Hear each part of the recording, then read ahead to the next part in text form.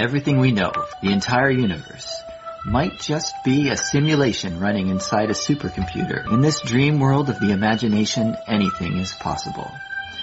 Join us on the Simulationist Podcast as we explore our culture of simulations. Hello everybody, welcome back to the Simulationist, another week of podcasting. This is the 182nd iteration of the show, recorded on the 6th of March 2016, and I am Josh Chalevin, and with me as always, fanboy and co-host extraordinaire, Ryan Kirkby. You're a fanboy of... Oh, well, that'll be part of the news sort of thing, but I'm stoked from this week's set of news. Okay. Yeah. But first, I guess we'll go with the best proper news. We are getting close to Lantasy. Perks Recreation, I think it's the 12th and 13th of March, the weekend there. They'll have, a big, a 200-man LAN. They'll have, board games. They'll have RPGs, the pen and paper stuff. They got some stuff going on where you can, spend money, they got, booths and all that sort of thing. They've got $250 worth of prizes for the people that are going to be dressing up doing the cosplay stuff. Yeah, costume contest. Yeah, cool. Yeah. So, it sounds like it's going to be a good place. Sounds, by all measures, because I haven't seen it yet. I haven't been there. I'm not a time traveler. But it sounds like it'll wind up being a worthy successor to GodCon. All right, even if it is a little bit more focused on the electronic end of things. I'm fine with that. Slightly less love for us board and RPG players, tabletop. You can grow into that sort of thing. Yeah. First, you got to get your base. You got to make sure you can get a profit doing a 200-man LAN sort of thing, so that you can host it again next year, and then grow, reasonably paced. So, yeah. All right, cool. It's not always about us dice chuckers. Sometimes it's about a button masher. Right. Other than that, okay, the big news this week. Oh, big news. Don't hype it too much. Well, for me, at least, this is big stuff. The Dungeon Masters Guild website, we've mentioned it before. It allows from Wizards of the Coast. Yeah, allows you to put up stuff for Wizards of the Coast using Wizards of the Coast intellectual property, otherwise unavailable to you. It was that they had Forgotten Realms as the available setting on that one. Either something so generically, passive that it could be in any campaign or Forgotten Realms. Can't do your own campaign stuff. That's for, other areas to sell. But this one, has expanded. It's not just the Forgotten Realms. As of Friday, they put in Ravenloft. Okay, so real quickly, in case people didn't listen to the last time that we talked about Dungeon Masters Guild, it means that a creator or a writer can write an adventure and upload it to the Dungeon Masters Guild as site. a PDF, no text format. So. Yeah, and you can earn money off of it. You get half the profit, and the other half of the profit, I don't know how it splits, but the other half splits between Wizards of the Coast and the guys that do the DM's Guild. Okay. The One Parent Bookshelf, apparently, is what it's called. Yeah, so that's a really neat thing for creators and for creative people and dungeon masters. See, that's the thing. It's like I was, oh boy, I'll come up with a nice little adventure sort of story and all that. And, it's like, gotta try and, find a way to make it mesh with Forgotten Realms. So it's like having a little bit of hard time there. I've got stuff sketched out. I got a list, a document, detailing what I want to do. Mm-hmm. And then it's like, oh, hey, Ravenloft is available too. So I'm like, well, let me check my files as I go back into my little storage thing. I have 6 concept ideas for, adventures going on in there. And then last night I'm watching, Phantom of the Opera. Bam, there's another notion. There isn't any Phantom of the Opera sort of character in there. I don't know if anybody's, I imagine... It has to have crossed somebody's mind at some point, but well, that's the thing. It wouldn't be a direct translation sort of thing, Yeah, well, that's a lot of what Ravenloft is it's those there's Dracula, there's Frankenstein, all of it, and his monster, classic. They got a dozen werewolves, a were-panther a vampire that is also a panther. But he's got he started life as a panther, got transformed into a human so that he could seduce a lady, and then the wizard who transformed him would I removed the spell, and all of a sudden it'd be like, oh, you're in bed with a panther now, and welcome to Mauling Land, population U. That sounds like a fun adventure. Well, that's the thing, sort of thing, and then he wound up getting bitten by a vampire, so he's kind of were-jaguar, and were-panther, and kind of, like a vampire sort of thing all at once. Yeah, okay. Yeah, so that's what Ravenloft does. It takes all these things and does its own spin on them and, like, does its own They have stories. an evil version of Pinocchio. Yeah, evil Pinocchio. That sounds fun. Malocchio. Malocchio? Yeah. It sounds like they didn't try that hard on the name. But It's not exactly the biggest domain. It's just a pocket of, of terror sort of thing there. The kids were interested and happy enough at the concept of, like, a living, like, toy doll, but the parents were kind of freaked out. So he killed all the parents in town one night. Mm-hmm. The only person left alive, above the age of puberty, was the creator, who he keeps locked in an attic making more carionettes. Which is like an evil marionette, right? It's not a marionette made of carrion? Well, I never actually saw the stats for it, but I kind of assume it's not like the guy's, like, working around with, like, a corpse and turning it into a doll. But that would be pretty boss if he was. So I guess there's more room for more evil as time goes on. So yeah, they got all sorts of fun little craziness things going on in there. Just wonderful, horrible things happening to horrible people. Do you think there's, like, an Addams Family, like, domain? Can you imagine, like, 1313 I was actually thinking about that as I was at work today. I had some time to work my own stuff, and I'm thinking, if there's a spot with the Addams Family, it would have to be someone okay with the concept of death and still have good, strong family values. Because that's really what they've always been about, is they're weird, but they're a family, and they're doing good family things together that they enjoy. So technically they're better than the average family.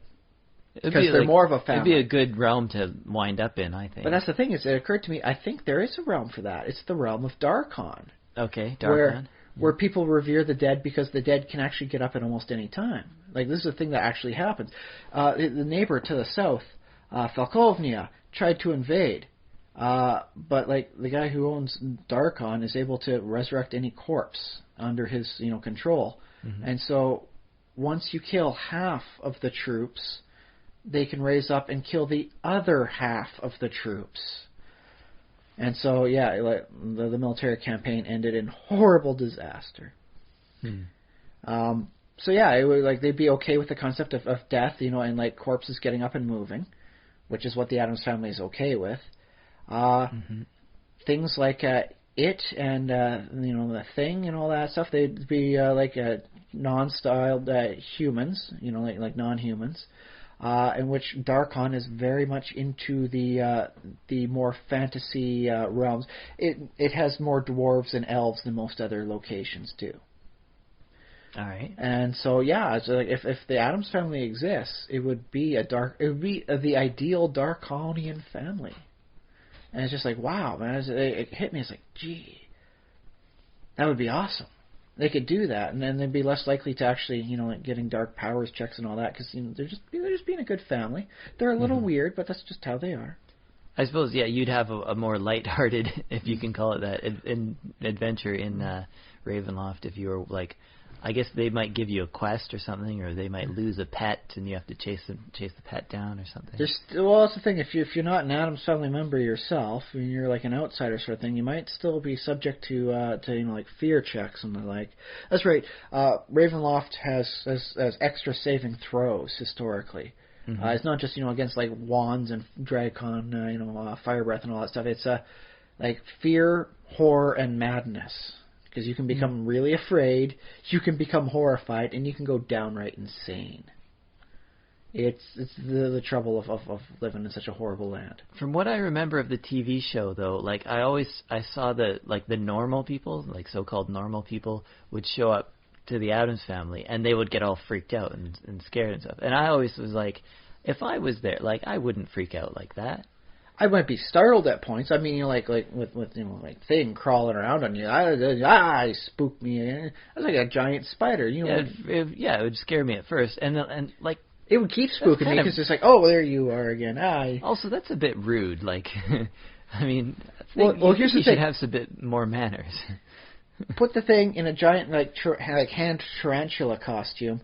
And that's how spooked out you should be. And anytime you see something like that, suddenly pop up on your shoulder, right? If the thing was actually some sort of pet tarantula that was intelligent and moving stuff around, that'd be considered more normal. But they're effectively the same darn thing. Yeah, I think Thing is kind of intelligent though. Like, well, Thing is intelligent. That's why I say you have to be like a smart spider doing stuff for them. Yeah, It's effectively the same darn thing. do you think is Thing like a ghost that like had its body chopped off from its hand? Is that what that is? I do recall an episode from the original Addams Family where Thing was a present. So it might not be a ghost so much as like the results of some sort of weird necromantic ritual. Yeah. In which case it would have just cobbled up its own personality as, like it was able to. Apparently Thing can see somehow. It's not like constantly bumping into walls or stuff. Yeah, okay. So there's something beyond its standard senses as to whether or not that's a ghost of the person that owned the hand originally, or just like a force that popped up from the necromancy. Well, that was never delved into for, I guess, common reasons. Like, it's like, how does that help with the next joke gag that's happening here? I guess because they could. I mean. I would like to see a person who's like, who goes in there and is not freaked out by them, but still just like, how do you see, hand man? I think that would have been interesting, because like, here's the thing about like the Addams Family, they do not exist in a vacuum. There's an entire underground, like, sometimes literally, society of people willing to help them out and to help fulfill their needs. You mean like Ghost World, or a monster world they're connected to? Just like a bunch of freaks like them. There's enough freaks out there to have like effectively like a subculture that helps them to operate the way they do. I guess they're like on the borderland between sort of our real world. Well, they do have real world money, so like the real world comes a knocking when you got the cash, right? They interact with like kind of what we consider normal people from time to time. The normies, keep getting spooked. But they also have connections to an underworld or a. How else are they getting these weird creatures delivered? Like who's growing these weird crazy things that Morticia winds up getting in the mail sort of thing. Like, oh boy, my latest like a Venus human trap has come in. It's like, who was growing that? It wasn't just somebody's like, oh, well, pluck that one up and I'll just ship it off to the Addams. Yeah. So she had to order that, man. I suppose, like, the other thing is, they're probably not, I mean, they seem very unique, but they're probably not the only family who's sort of in a position like that. Because they mentioned, like, they have cousins and stuff and family. Well, cousin Ed, in Europe and, Well, apparently they're everywhere, sort of thing. There's the old joke that they do have family in the Munsters. They're related to the Munsters. Yeah. Although how was never determined because different companies. So technically no, but everyone imagined it. Yes, everyone imagined the Munsters and the Addams Family being related somehow. One was just higher class than the others. Do you think they also share a world with Harry Potter in that universe? I could easily see that, yes. In which case it would answer a lot of questions about how they get their weird supplies, and how they manage to operate that in such a way that still spooks people. Yeah. It's just like, those wizards, they try and, keep a low profile. The Addams, they just don't care. I like, too, that the wizards have their way of accessing sort of a magical world, but then there's also sort of a way that other monsters have different waypoints into it that aren't necessarily wizardly, but they're like their own way. It's goblin-y. There's goblins and there's, It's centauric. In which case it'd be like Addamly. Or we'll just call them freakish, because that way you can ball them all up with with all the other, like TV shows that have that sort of thing. Okay, so you have a Twitter. Can you ask J.K. Rowling that question, see if she answers? Yeah, I'll tweet it out and see what happens, yeah. Addams Family, part of the greater Harry Potter universe? Yes, no. I should...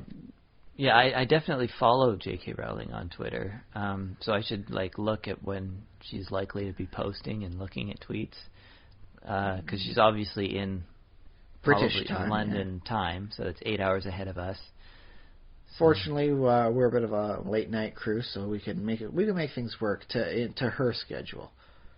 But I would love to see an answer on that sort of thing. That's the sort of thing that winds up getting retweeted and reposted and virally spread about online. J.K. Rowling admits Addams Family may be part of greater Potter universe.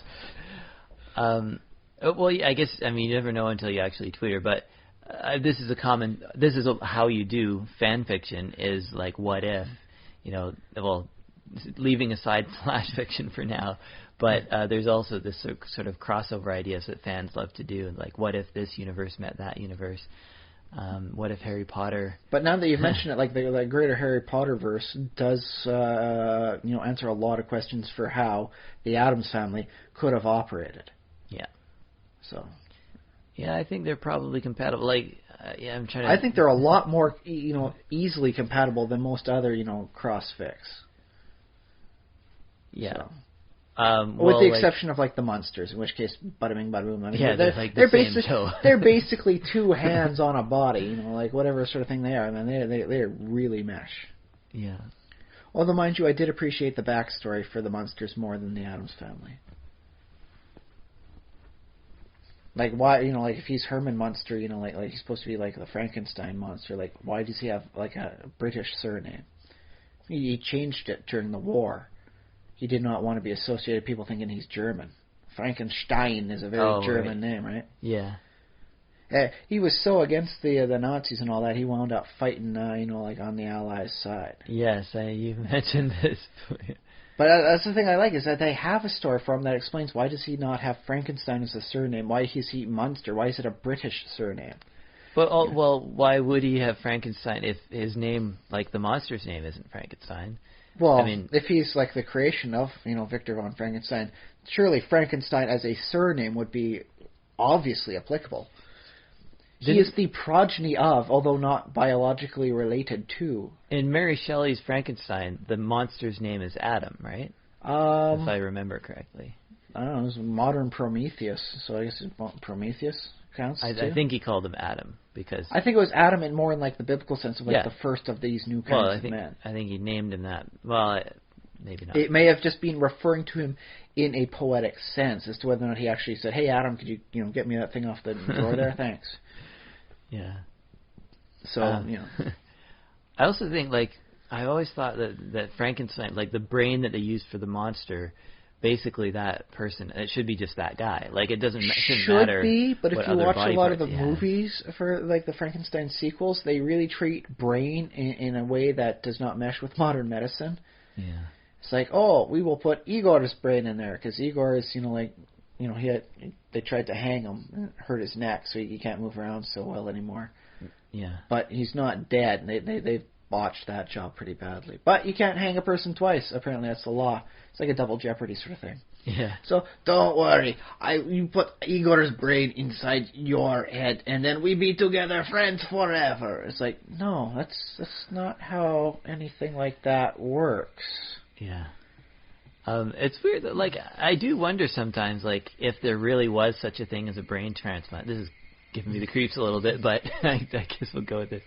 But, like, if you had a totally different body, I wonder if you would have basically develop a different personality. You probably would. You would change your personality, I'm willing to bet, to some degree, depending on, like, the nature of your body, as well as the healing process, because that's a pretty major operation. Yeah. Plus, I mean, there's differences in, like, ethnicity or even gender. So, like, what if you wake up, like, Jolene instead of Josh, sort of thing after the thing. Yeah, that'd be, yeah. That's just bound to change. It takes some getting used to, yeah. I mean, in a way, like, almost any trauma that, like, if it takes, months to recover, like... Which I'm betting that would. That's not an in and out the next day sort of operation. It's not an overnight sort of thing here. I'd like to see, like, a modern, like, medical version of, like, a Frankenstein where... have you ever seen, like, those... I think that in Grey's Anatomy they had one where, like, somebody had, like, a spinal injury or something, and they basically have to learn... or maybe they had a stroke or something. But, yeah, they have to do... learn how to walk again, learn how to talk again, like, basically you got to reform the whole thing in new neural pathways in the brain. It can adapt, but, dude, you're not doing that overnight. So, yeah, in these new shows, they sort of do, like, a montage of the person. Like, they're, like, on a treadmill. They're, like, trying to make one, or not, a little thing that they're, like, one step at a time, trying to learn. I know how a montage goes. Yeah. I've seen enough of them in my course of my movie watching history. And another one was they gave somebody, like, artificial limbs, and they have, like, neural, like, interfaces now that respond. You can do that. That's becoming a legitimate thing. Yeah, but it takes, like, a long time to sort of learn how to operate it.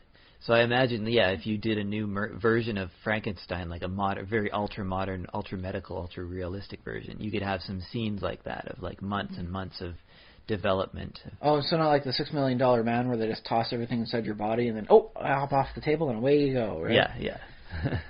Yeah. I bet you if they redo the $1 Million Man, which would probably be $1 billion or $1 trillion at this point. Right? I mean, $1 million ain't gonna buy you a lot, especially down in America with their surgeries, right? Yeah. You'd see that, a lot of physio change stuff. And then, I think when RoboCop got that done to him, didn't his wife remarry or something? Or there was so little left of his biological system, it could not legally qualify. Plus, he had been dead long enough. They literally declared him dead. Yeah. And then they just took whatever was left and they put that in to work as part of the operating system. I guess, they sort of, they did, when they made him, they didn't even think of him as human. They just, thought of him as extra parts that add to this robot. It's a mostly robotic thing with a part neural interface for, biological stuff to help, with all the hardcore learning stuff get over and done with already. Yeah, and then the twist is that, he actually does have some of that personality Turns in him out somewhere. they used too much biological components. He was able to remember. Yeah. Although, I mean, when you sit down and think about it that way, it's just whether or not he even qualifies as Alex Murphy or as a new creature with Alex Murphy's memories in there, that's a very deep metaphysical question. Yeah. That's the sort of thing that, you need, a bowl of weed and just, some really good mellow music to just sit down and think about it, man. That's not something you're going to be able to process completely sober. Oh, but yes, in case you're wondering, there is a person in Ravenloft who has the ability to switch their heads out. Their own head? With other people's that they've taken. Okay. Yeah. And, they kill the people and just keep the heads on in jars or something? Well, kind of like the same way you, would keep wigs, on a shelf, sort of thing. Yeah, they can do that with heads. And yes, losing your head tends to be fairly lethal for most mundane people. Okay. So, well, I'd imagine, if there's a person who's magic enough to be able to keep themselves alive, plus an extra head... It's more of a horrific curse from the powers that be. It's not like they really designed that themselves. Okay. I don't know if they actually have the original head. I'll have to check that one out. But when they switch a head, do they keep their own personality in mind and stuff? I believe they do. They just switch. I think it's a she. She switches out her looks. Okay, so it's pretty much face then in that case. Well, I don't know if you change stuff around, hair and and all that stuff. So it's okay. Just, facial structures, bones, things. So it's bone just and skin. You can wind up posing as almost any person you want. Just wear enough clothing they can't see the rest of your body. Which is very easy to do in a Victorian style, setting, as Ravenloft happens to be. All right. Well, cool. Yeah. So lots of avenues opened up. I mean, you could do this without necessarily access to the Ravenloft world, but also it would not be as richly engrossing because then you'd have to come up with stuff to explain it out without getting your your butt suit off. Well, you don't have. I mean, you could just say it just is. A wizard did it.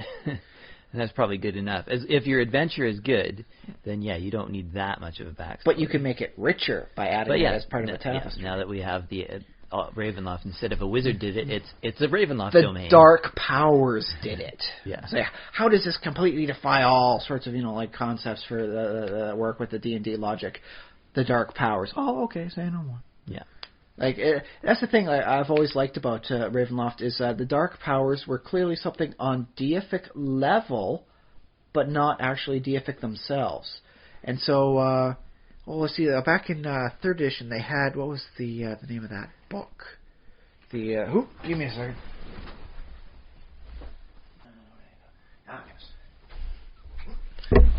They had the book Elder Evils, which described big horrific threats that could wind up changing your entire world and campaign in drastic, possibly permanent ways.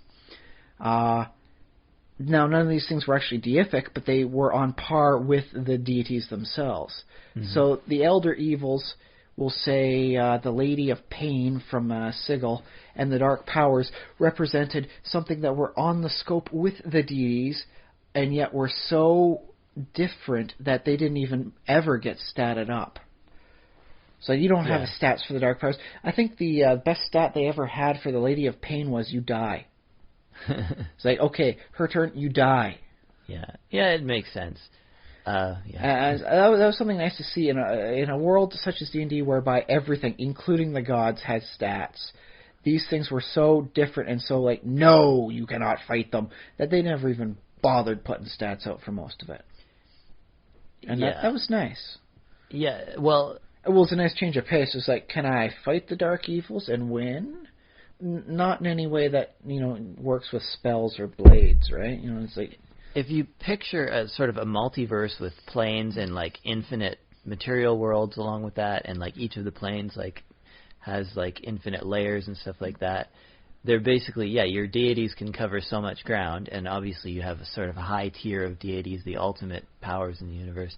But just below that, you're going to have exponentially like a larger number, like the rank below that is going to be 10 times as many, then the rank below them is going to be 1,000, and then so on and so forth. Well, that's the thing, is it's very much smacked of like the history of the Great Wheel cosmology, whereby what existed before the Batazu, were in the 9 hells.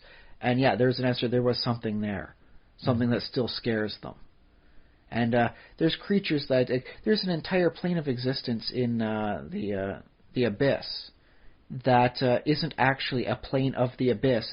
It's a horrific creature that was just in the void of the Abyss as it congealed around it, that everyone mistakes for a layer of the Abyss.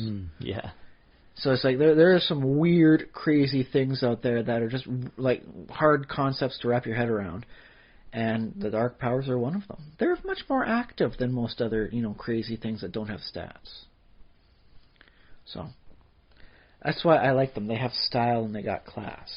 So I'm happy to become potentially a part of it. Yeah, and you can always make more too. You can always come up with more stories and more corners of the universe for players to explore. And that's the fun thing. Is like a Ravenloft is a campaign setting that's effectively like some sort of like crazy like golem, old flesh golem in this case, where that's stitched together from like the parts of others. It just happens to be a plane stitched together from the parts of other planes of existence. Oh, yeah. And it's like, oh, hey, like you want to expand onto it? Well, like, why don't we just, like widen it out this way? How does that happen? Second grand conjunction went bad. Whoops. Yeah, you can always add planes in and add little realms, even like a little, if you need a little town, it's like, poof. Okay, new town is there. And one of the things I've always liked about it is that they have very much kept the distances quite nebulous. How far is it to go through Barovia? As long as the DM says it takes. How big and populated are these things? You know what? There's some numbers here, but there's not a big like, oh, the realm of Mordant has so many thousand people total. It's like there's as many people as is needed for the story. Mm-hmm. This town's got like 1,000 people. This one's got a few hundred. Those are the ones for the big towns. You want yourself another town there with like 400 people? Bam, it's there. Congratulations, go nuts. Yeah. That's pretty fun. Well, that's the thing. Second edition. If there's one thing that I have to say I didn't like about it is it was always numbers. There's always numbers, and Ravenloft was a nice break from that. Although last night, as I was reading through the second edition stuff, even they couldn't escape it. What's the chance of encounters? Well, there's a 15% chance of encounter per night, happening. So it's like, even then, there was still like, how does this help out the story at all? It's almost 15% chance of monsters. You rolled like 14. Monsters show up. Sorry about your guy dying on that one, but them's the breaks, right? And Ravenloft was trying to break away from the numbers game that second edition was, and third edition helped ease that up. And 5th edition is very much into the storytelling aspect of it. So it's like, dude, you don't want numbers, there's not numbers, don't worry. So hooray! But yes, that's the big news for this week, is Ravenloft is accessible for your own writing stuff for, air quotes, official, campaigns that you can actually make some money off of. Yeah, and you can become part of the lore of Dungeons and Dragons. I think this is going to wind up being really big. Is back in 2nd edition, they had the Kargatine, which was like e-zines and like gazetteers and other stuff published in PDFs. That operated for years after, like, 3rd edition came out and stuff was, like, oh, hey, guess there's, like every other campaign, like, world basically folds up until it gets produced out. But no, they were still going strong with that. There was a fan base of people producing adventures even then. And I'm thinking that if it's that strong then, it's going to come back. And there will be these people coming back. They will be telling these stories. It's going to have that big fan base coming back for wonderful, wonderful stories. Mm-hmm. That I hope to become a part of. Cool, yeah. Fingers crossed, I do my best. Lord knows I've been saving up the ideas for years. Let's make use of them. I will put a link in the show notes. I think we've linked on the Facebook page and in our show notes before, but I'll put a link to the DM's Guild so people can find it fairly easy. Oh, definitely. But, I mean, just basically go to Wizards of the Coast website and should be able to find I've it. even got plans for, like stuff like charge for the adventure, but any new realms and all that, put that one out for free. Yeah, if you invent a new realm and write I'm thinking of at least 4 or 5 of them, yeah. Nice, yeah. Just horrible things that will happen to horrible people. And then they get stuck in their own domain. Cool. So, little taste? Well, I was thinking of, like, one of the things Ravenloft does is take from all the classic movies. I'm thinking, what good classic movies do they have that they haven't used? And it came to me, The Wizard of Oz. That was a wonderful story with a horrible witch and flying monkeys and all sorts of crazy, crazy stuff. The Wizard of Oz actually has multiple countries within itself, though. Well, that's the thing. I'm just thinking of the classic story for The Wizard of Oz, the first of Frank Baum's books. There's 4 farthings. Are they farthings? Well, quarters. Emerald and then you City got your in the Emerald middle. City Center, yeah. Yeah. But I was thinking, it's like, well, why don't we tell a story over in the realm of Tempest? They've got an area there where it's known for its magical and its fey creatures. That also happens to be underneath a very oppressive Inquisition, I think is the best term for it.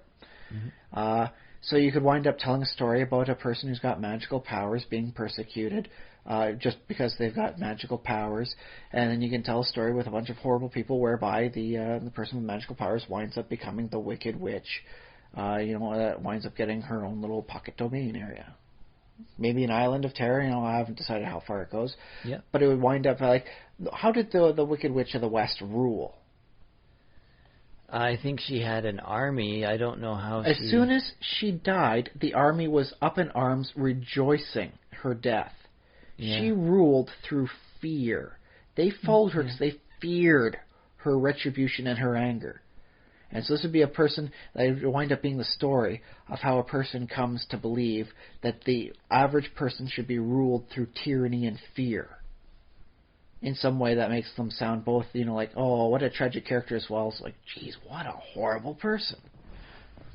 So I still got to work out some of the details, but I'm thinking, well, you got an Inquisition, which means you're going to have these armored people. I'm going to get a man in an armored suit. That's my Tin Man character. Okay. And I'm going to start figuring out, like, all the different sort of, things. Maybe I'll have a guy like a pelted barbarian sort of wild man. He's my lion. Your cowardly lion, yeah. He's seen enough in the woods to know to run away when it needs to happen, right? Yeah. And so I'm going to take the characters from the Wizard of Oz, and I'm going to come up with concepts for them. I'm going to come up with ways that their roles can be recycled in the story I'm telling, so that when someone reads this, like, oh, I get this. This is like a Wizard of Oz sort of story that just happens to have a dark gothic twist to it. Okay, yeah. Well, that's cool. Yeah, I remember, what did they take? They took Alice in Wonderland for Castle Greyhawk, right? Well, yeah, one of the bits there. I think Alice in Wonderland's also had her bit over in Ravenloft. It does not go as well for all things. Yeah. That said, it is much more higher in the fantasy end of things, so I don't think it was ever really as popular as some of the more down-to-earth, areas. Mm-hmm. Like the, Castle Ravenloft in the dark lands of Barovia. So, we'll see how it winds up working for my stories and all that. And I think I've got a good couple ones to tell. As well as, like, I was reading through, like, last night, it's like, oh, this is a very good adventure hook. And yet I have never seen anything, because I go to the Mystopedia, which is like a little wiki site for Ravenloft. I highly recommend it. You want to learn what's going on with Ravenloft, hit that up. It's got the official canon. It's got the netbook canon for all the Gazetteer stuff the Kargat guys did. It's got bits on what the people who were working in the campaign were saying, and like their ideas and their dread possibilities, as well as some homebrew stuff. And it details like, oh hey, this like a little warning, this contains homebrew fiction. So it's like, oh, this contains netbook fiction. This is canon material is presented, and they got references down at the bottom. So it's very good, and it really helps you figure out like what it's all about. Like, if you don't put a link to that, I'll link up on that one afterwards myself. Okay, cool. But there is so much to work with, and I really want to become a part of it.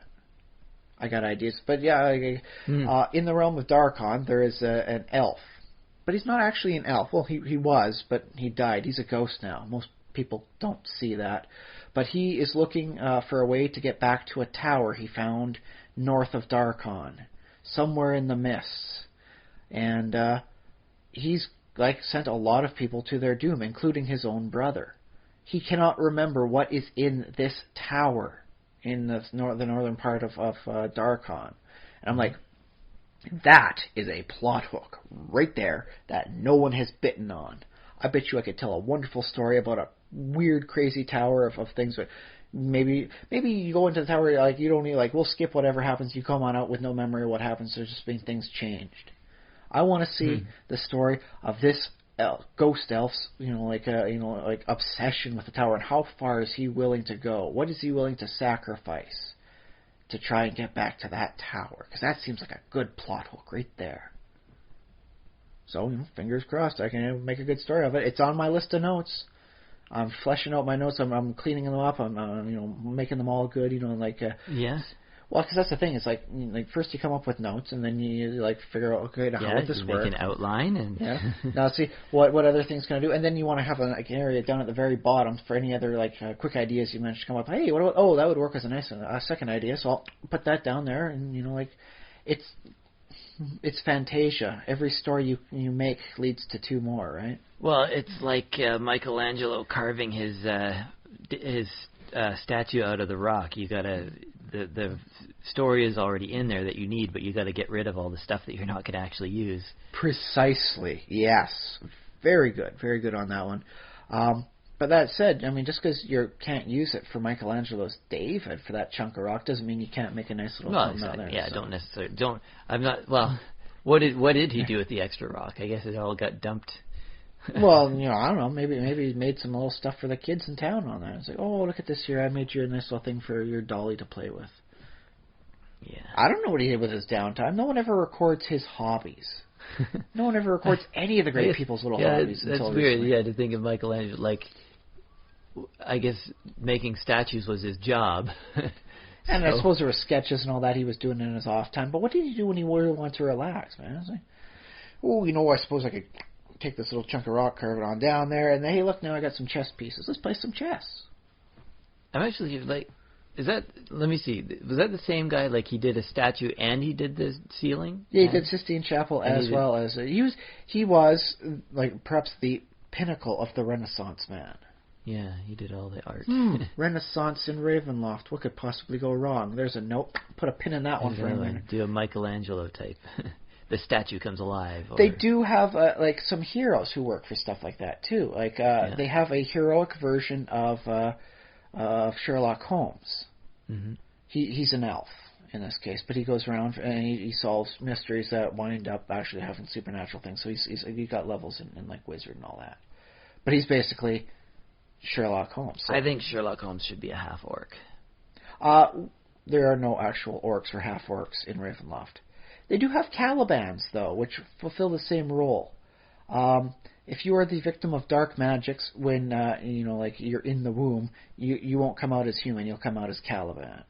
Which, by the way, I've noted not enough Calibans doing stuff in the realms of Ravenloft. There's another thing to put a pin in. Try to have some fun with them. Work for them. Put them in as a secondary character. Are there tieflings in Ravenloft?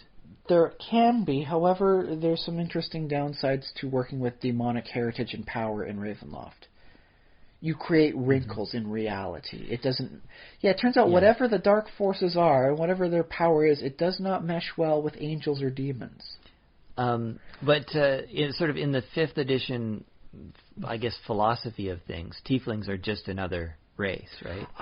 Not precisely. There is a heritage of tiefling type people in there. Already in Ravenloft, like from previous editions? From previous editions and stories. But I'm wondering, like, if beware what the official word will be. Beware the one with the 6th finger sort of thing. Yeah. Otherwise, they really don't fit with the standard Gothic motif of most of Ravenloft.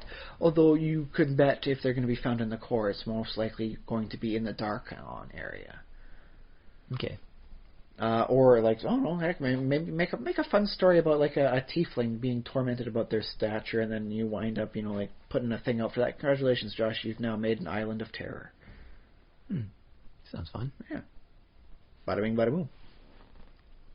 But yes, sorry, we gotten off track with me and my loves. What have you been doing this week? Well, the only thing I really want to talk about, I think at this point, I want to talk about my adventures in Minecraft. I guess not quite so much adventures as just basically building towns, building a town. Well, that's the thing, you're trying to build a slanty shanty town, right? That's right, yeah. It's trying to build a diagonal one so that the villagers will spread out and be like a nice, very bustling town that's also very big. So you can't just do something like make a circular style town and then just chop away like the northwest quadrant? Well, they can't really go much to the northwest because they'll be out of town then? Yeah, I could. I mean, why bother making the whole circle? Like, just make it. I'm just basically. I have made a circle town before and then chopped away effectively a quarter of it for the bay, sort of thing. Oh yeah, yeah. So, okay. yeah. So yeah, basically, I've just been experimenting, trying to kind of sort of copy the buildings that they already have in the towns. I'm trying Something to do, I've always had a problem with myself, yes. Yeah, but like trying to do a couple little variations, and I'm trying to keep it simple too, like use the blocks that you have, which the town basically does that. So no diamond walls? No. But then at some point I think I want to start putting in like wool and like fancy like colors and make it real colorful town. But so far right now it's just kind of that gray, and it's in the savannah too, so it's kind of that brown grass. Oh yes. Which it's not my favorite color but it has its own vibe that I kind of enjoy right now. It feels right for its biome, I'll say that. Yeah. So it's kind of. Because if you're supposed to be in a savannah and the grass was just a nice, bright, lustrous green, it's just like, oh, well, how is this? How is it getting watered? This is a savannah, man. It's got a dry season. Yeah, well, it'd be interesting if Minecraft had like a rainy season, like seasons at all, and if like the desert and the savannah could have like flash floods, like fairly rarely, but then suddenly it's like, oh, flash flood. Oh, well, that would have to like involve some better sort of like mechanics going on for world generation.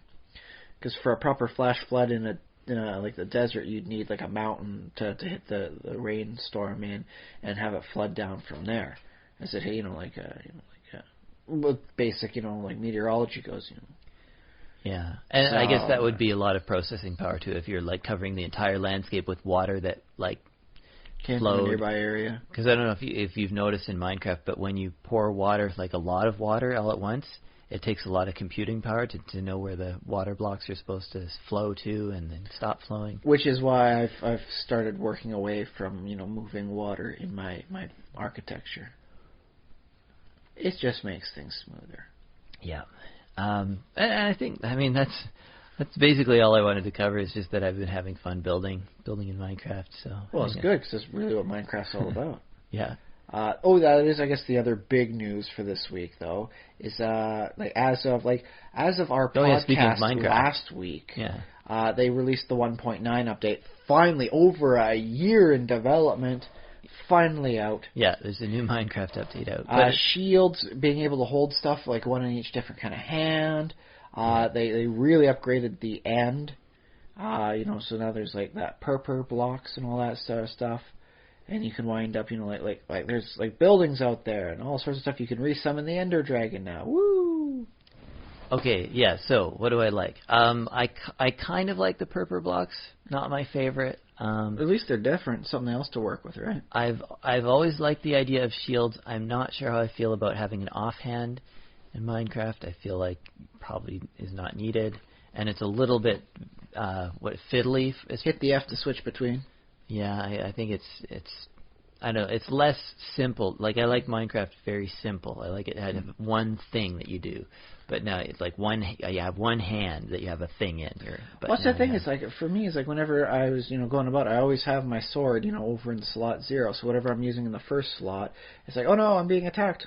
And then I just, use my little mouse wheel to click it. There we go. Now I'm in my fighting mode. Yeah. So yeah. I think you can put a sword in your offhand too. Like, if you're not carrying a shield, you could put a sword in your offhand if you think you're going to be attacked. You're working in dangerous territory. Or if you think you need to inflict some attacking quickly. Yeah. But you can't use both of those at once. So you can't double up on your pickaxes to go twice as fast, right? I don't think so. No. But although I'm sure there'll be a mod for that one. It's not a terrible idea though, because if you were dual wielding pickaxes, although I mean it's not very logical because I would think in a game where you get apples from cutting down an oak tree. Well, who says it's an oak tree? The game does. Oak wood, oak leaves. Oh, well, apples. my texture pack just takes out because all the trees I just renamed to just wood. That's probably for the best. On them. So it's just, this is the brown wood. This is the kind of orangey wood. This is the kind of whitish wood. Yeah. But I do like the acacia wood, though. It looks classy on floors, especially when you're working with sandstone. It looks really classy. Yeah. It's not bad. You get your nice light walls and a nice dark rich, like orange. Don't even need carpets, man. Love it. But I do like that they expanded the end and there's other islands that you can go to now. Yes. I think that's a cool thing. Which actually makes part of the Draconic Evolution mod I got a little worthless. Because that's what I also did. I created other areas. And it was interesting because it had stuff where it's like Chaos Islands where, what was put in there wasn't a solid island. It was more like, if you ever seen the non-Bohr model of the atom, where it's a distribution pattern of where you're likely to find an electron at any given point in time. Yeah, like probability clouds. Yes, it's a lot like that. And so it's a lot less cohesive than the standard island. As in the blocks are like appearing and disappearing? No, as in you take that scatter shot diagram and then you apply that one in there.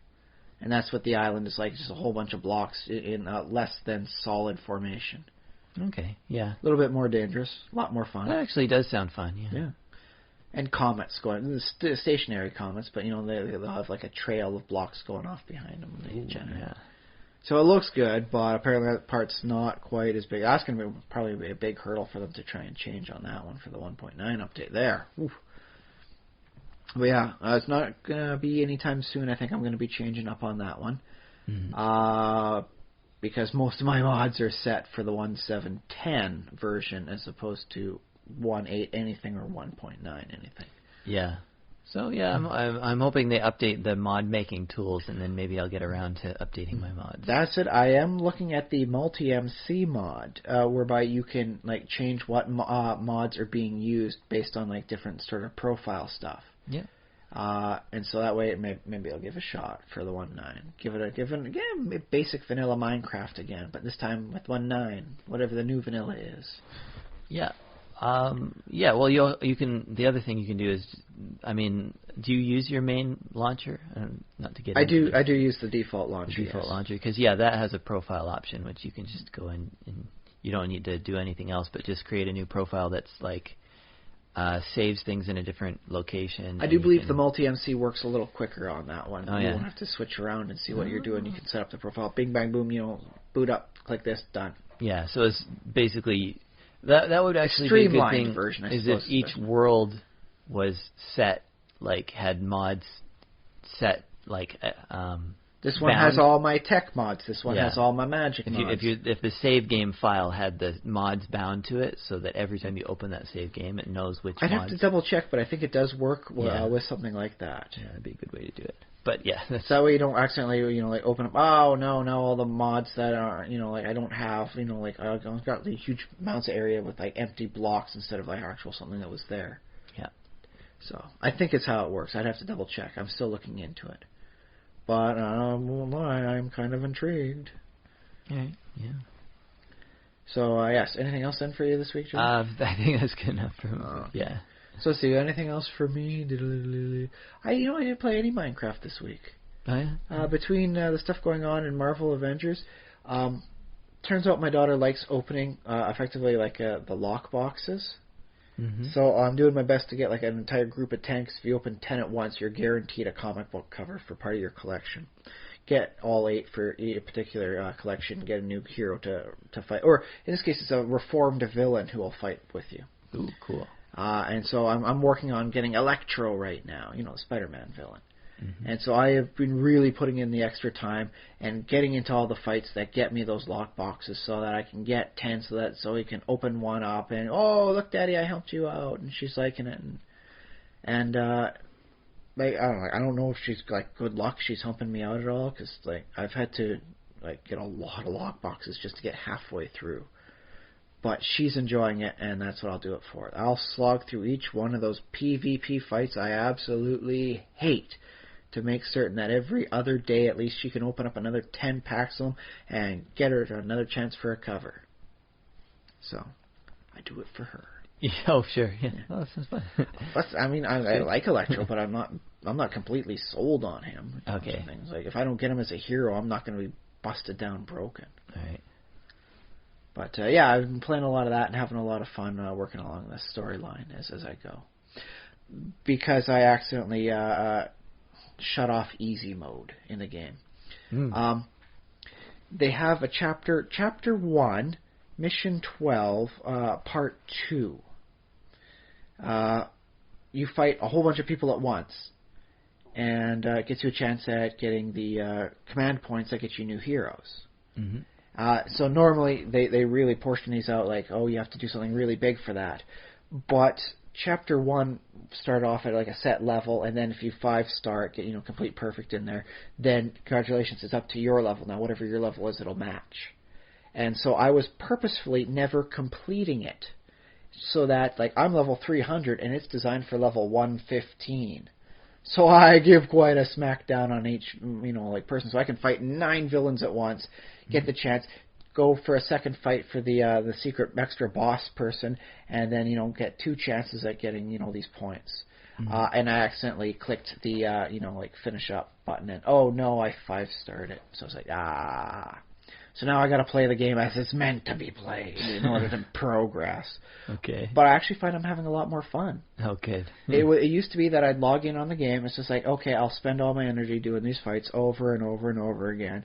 It's so boring because I'm so overpowered. Now I actually have to pay attention. I'm getting more experience from my characters, so I'm leveling up my heroes a lot faster than I was before. Oh, yeah.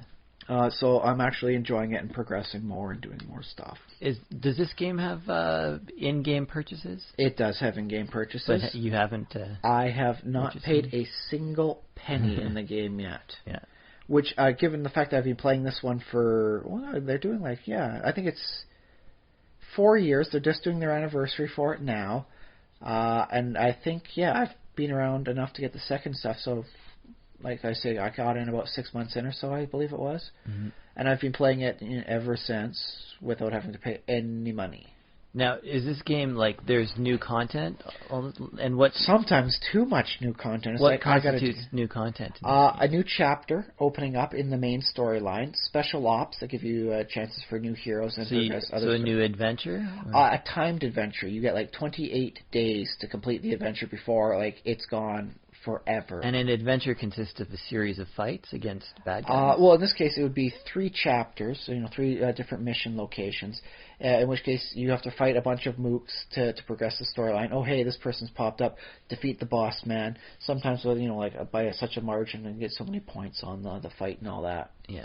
And go through all the hoops and rigmaroles, 25 different tasks to get the new hero. Hooray! And when you get a new location, is it just basically it's new art and you have a new sort of background? It's new art, and then the particular building, because it's almost always a settled area, will wind up glowing, and it'll have different level encounters: red for hard, yellow for moderate, and blue for easy. Okay. As well as incursions from other Earths, which is basically a mock PvP system, and classic sort of style things whereby it's a special mission. People have different abilities. You have a different, like, a win objective sometimes. And you, like have a fun, try and beat this. It would, most of the time, it's been a lot of trouble for people. It's like, if you don't start with the right turn order, you're never going to win this one. They've managed to tone that back. I'm playing through the last 2 sets of chapters, and I am very much enjoying most of the PvE, special fights. Okay, and just to remind me, what the combat in this game, is it a little like Final Fantasy where you choose your moves? It is turn-based, yeah. And your characters gain different. You have up to 4 abilities. One at the first level, level 2, level 6, and level 9 all unlock different stuff. For moves, your hero can get up to 5 different items you can equip that get some different stuff. I got myself pretty tweaked out, if I do say so myself. Okay, and how many heroes do you have now? Just the one agent, but I do have all but I think about a dozen heroes. Okay. There's a few lockbox people I was never able to get / didn't want. Like, some of them I did want to get, but I just wasn't in position. I had to take so much time off. I was sick, so I wasn't able to get enough boxes to get it. Okay. Others, like, I've never liked Elektra. I'm sorry, Marvel. I hate to tell you guys this. I have never found Elektra either sexy or amazing. And given the fact that what she runs around in, she's a highly visible ninja in more than one sense of the term. I've never found her, like, oh god, I gotta get this on, and she's gonna make my roster complete. I don't know why, but it's just like I had no desire to try and get her as a lockbox character. Okay. Other people, like, they got like a boomerang guy. There's always a boomerang villain. I don't care for the boomerang villain. I'd never bothered to get that last lockbox opened sort of thing to get the final comic cover to get him. Okay. Earthquake, never got him. Otherwise, I am trying to get pretty much everyone, and all the heroes, like not the reformed villains, I have gotten, except for Howard the Duck. Sheer random chance busted me on that one. Okay. I'm one comic cover short. I want him. He's Howard the Duck. Come on, I loved his movie. But no, random chance says I don't get him, so I didn't get him. Okay. Oh. But I'm enjoying it, and I'm playing it now the way it was meant to be played. And I'm getting more enjoyment out of it. As opposed to, oh, that's right, I better log on before, it's too late in the night and it resets. Yeah. So, yeah, I'm enjoying that. Hooray. Cool. I'm enjoying a game I've been playing for years. What a weird, wonderful development. Yeah. But you had a notion this week, Josh. Oh, yeah. What did I want to talk about? I believe you were mentioning the concept of, like, opening up a school in a fantasy campaign. Yeah, okay, yeah. So, and I guess I wanted to talk about a few things related to that. Like, sort of the role of education, especially when it comes to, like, a game like a fantasy world, like the early... Because they don't have schools the way we have schools. Not historically, although there is anachronistic drift in a lot of the more newer campaign stuff. I say newer, whereas I refer to stuff like Eberron, whereby, they actually have enough of a, I'll call it post-fantasy, more towards modern era, infrastructure built up. I mean, they got ways where you can, like, effectively, like, ride a train across the continent, right? Yeah, it's like a magic train. Yeah, and they've got, like, airships to do that sort of stuff with. Yeah. And so, they have, like, a magic economy that's actually developed up. So, yes, you can have, like an academy. It's actually a thing that's not just, like, viable in the campaign setting. It's also like a financial incentive to help generate, a better life for everyone. Yeah. So I was thinking, like, this idea of, like how do schools get founded? Like, how do people decide, like, suddenly, imagine, like, a country that doesn't have a university or school, and how does it suddenly, like, just a couple of smart people sort of get together and be like, yeah, we're going to teach people? Could be. I'm thinking Ravenloft these days, so I can think of 2 examples in the core area itself whereby, like there are wizards academies, open. Yeah. The first one is Darkon, which is ruled by, like, a necromancer, Lich. Yeah. And his curse for being the Dark Lord is that he is unable to learn any new magic. What he had when he became Dark Lord, that is all. He cannot learn anything new for magic. Okay. Which, given the fact that he's like a lich as well as, like a spellcaster of any kind, is a really, really nasty thorn in his side. It must really be ticking him off. So how does he get around that? Well, he's got academies. He's got schools to get other people to, that will be loyal to him, learn the stuff and cast the spells on his behalf. And so in which case, you can see these magic schools opening up as being a bit of a power play. As like those in power want this to happen. They want more spells to be cast at their behest. How do you get these spellcasters? Yeah, make them. It's a long-term investment, but it's a thing, right? Yeah, it makes sense for a lich who's going to be around for a while, too. Yeah, so for him, long-term is not exactly the same as our long-term. Oh, it'll only take 100 years before it's up and running and it's infrastructure everywhere. Oh, there's nothing now. I'll blink and it's there. Oh, no, can't blink. Don't have eyelids. Sorry. So I guess maybe in some ways, like a fantasy school could even just start as like a wizard has his own like collection of books. And then an apprentice, and then a few more apprentices, and these people are willing to pay. And hey, that payment could help fund my research. So my apprentice is now the teacher. I am headmaster, and how many people do you think you can teach there? My former apprentice? Oh, a dozen. Oh boy. And so it can build them like naturally, we'll say. Yeah, I suppose. I mean, in the modern day, we still have sort of corporate patrons of universities and stuff, like companies. Somewhat lamentable, depending on who you ask, but yes, there are corporate patrons. Yeah, well, I suppose it's like a double-edged sword because it does get educational institutes funded, but sometimes they're like, no, now you got to support like our product and stuff. Yeah. Or there's just they sort of lean towards it's not even a direct ask. It's just they lean towards products of the person that hired them. Or what you create when you're at the school winds up becoming their intellectual property. Oh yeah. So I know UVic has an entire department where they take grad projects and they try and find ways to make it commercially viable. Helps keep the grad costs a little lower, I believe, that way. Looks like a great system, provided you're okay with the benefactors, benefiting. It's not just the school getting the money. Some of it goes back to them. They get the rights. They can lord over whatever they want on that. Might not necessarily be what you were in for. Yeah. And so taking this into sort of a game environment, like what does it mean to have an educational institute? I guess you can have adventures in like the physical building where it's located. Hogwarts. The basements of Hogwarts and the towers and the shifting staircase thing. Well, mind you, that's not exactly an unknown precedent. Phantom of the Opera had a whole secret underground area going on for that most people didn't even know about.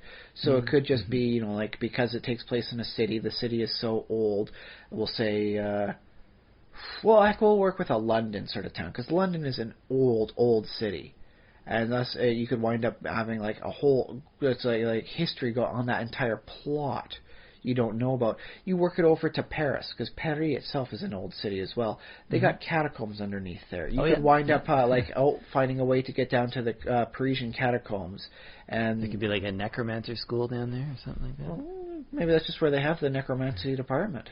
Yeah. But you could have like an entire subsection of like stuff going on that's not even related to the school. You just happen to be someone, the school's troubleshooting department of undergrads who have a lot left on their tab. Do this, and do the dangerous stuff for us. Be the canaries, and we help, pay off your incredible student loan debts. Mm-hmm. The other thing about D&D that sometimes people bring up is that books are actually pretty scarce in like sort of that medieval world before the printing press.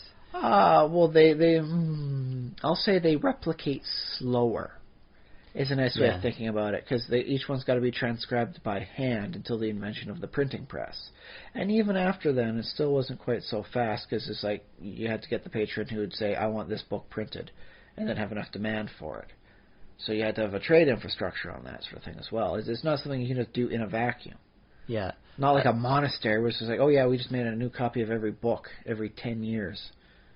Yeah, well, I imagine like if you are playing a character, either a wizard or a monk even, depending on the monkey. Depending on the, like, if you're a Western style monk, or probably an Eastern style might as well be, but you would be like, you might have in your backstory that for a couple of years fire monk, you were just copying down like one book from another book, like just that repetitive. My character was the illuminator. That's why I have the artistic proficiency. Yeah. So I can do paintings and pictures because I spent a couple of years in my formative youth helping illuminate the texts. I like that too. That if you have the history skill or something like that, and you're rolling it, then what you can flavor it as is, oh yeah, I remember I was copying out a book that had something reference to this in it. Yeah, that works very well for explanations rather than just I just know all this stuff because I got a proficiency skill. Yeah. Yeah. But keep in mind, though, in a fantasy campaign, there's a lot more disturbing potential patrons than the real world has. Because it's like, oh, no, I don't like this corporation. It's like, dude, the corporation is one thing. This happens to be a dragon. You do not want to, cheese off the dragon that helped finance the magic, emporium you're working at. Yeah, well, that's like... in theory, the D&D world, that medieval world, doesn't have anything like the internet, or for that, I mean... I'm a little surprised there hasn't been anybody trying to come up with like a third-party, magical equivalent of the internet. The magic internet? Yeah. The magic weave. But it occurs to me, like, I kind of don't want there to be an internet, just for plot purposes. I want characters to sort of... if they roll on a knowledge check, they either know it or they don't, rather than having just the access to all knowledge ever. I've got a Google proficiency check that allows me to effectively check any knowledge skill. Yeah. Woo! That is kind of a problem for like modern day adventures, right? To some degree. I mean, let's face it, though, you can only get your Google, search to work when you can access Google. If you are down in the Parisian catacombs, I'm pretty certain the wireless, reception is pretty lousy. Yeah, if you're deep underground. But there are literally people who get lost there and are never found again. The catacombs are so badly documented and so twisting and winding, you will get lost forever. You will become one of the many corpses down there. That's true. That can happen. That happens. That's not like has happened. That happens. It's a reoccurring problem. Oh, no, I'm just going to go down to the next... Oh, I'm lost now. I'm dead. It happens. Be careful down there. Yes, you have that, but it also feels a little bit like, the horror movies, like...